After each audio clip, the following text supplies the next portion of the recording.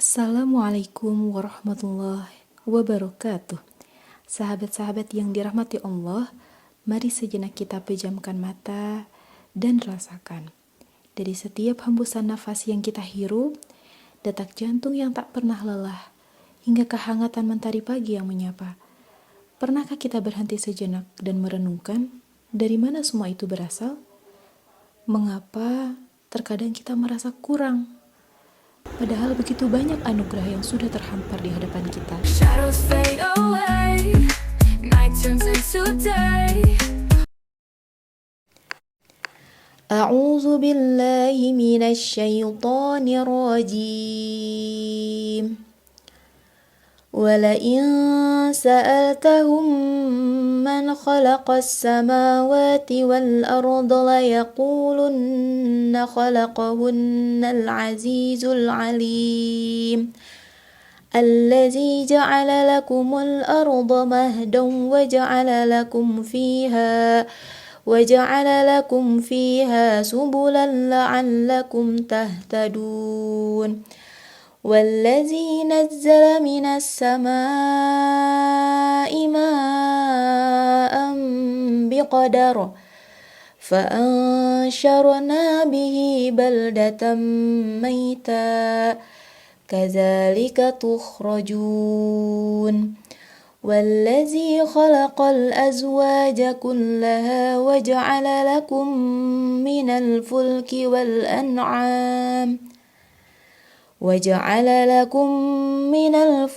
والأنعام ما تركبون لتستووا على ظهوره ثم تذكروا نعمة ربكم إذا استويتم عليه وتقولوا سبحان الذي سخر لنا هذا وما كنا له مقرنين.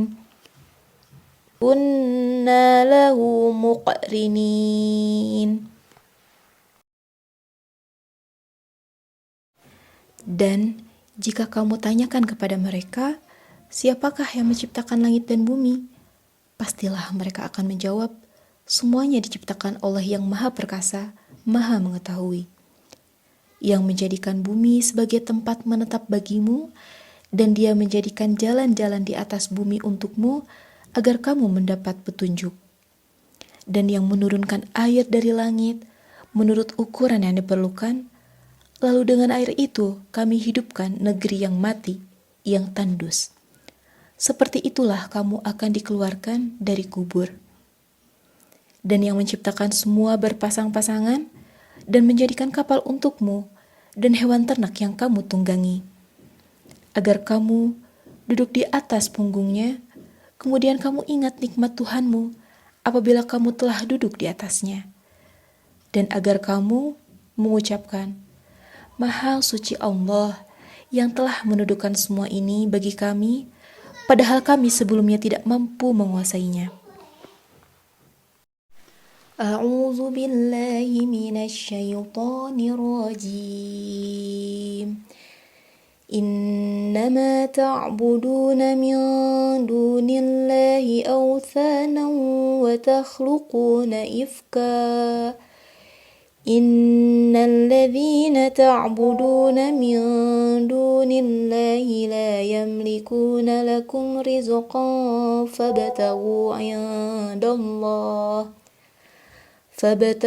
'indallahi rizqan wa'buduhu washkuru lahu ilaihi turja'un.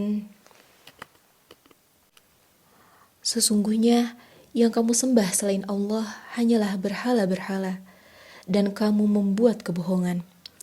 Sesungguhnya, apa yang kamu sembah selain Allah itu tidak mampu memberikan rezeki kepadamu, maka mintalah rezeki dari Allah, dan sembahlah Dia, dan bersyukurlah kepadanya.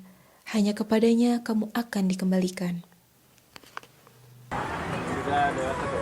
Halo, salam kenal. Saya Aska Khoirunisa, mahasiswi semester 6 jurusan Pendidikan Agama Islam IAI Persis Bandung.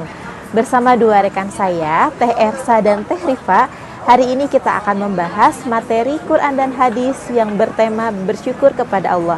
Adapun video yang kami buat dalam rangka memenuhi tugas mata kuliah materi Quran dan Hadis untuk MI, MTS, dan MA yang diampu oleh Dr. Neis Marfuah MMPD. Selamat menyaksikan.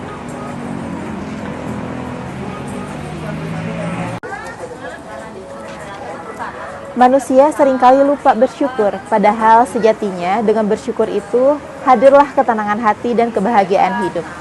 Hari ini kita akan menyelami makna mendalam mengenai bersyukur kepada Allah berdasarkan Quran dan Hadis. Adapun ayat-ayat Al-Quran dan Hadis yang akan kita bahas hari ini diantaranya adalah Surat Az-Zukhruf ayat 9-13, Surat Al-Ankabut ayat 17, dan hadis dari Rasulullah SAW.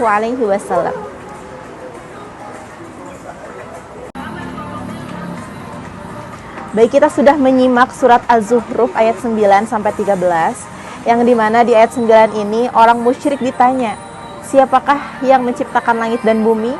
Dan mereka sepakat. Mereka mengakui bahwa Allah lah yang menciptakan langit dan bumi. Tetapi karena mereka sombong, mereka enggan beriman kepada Allah.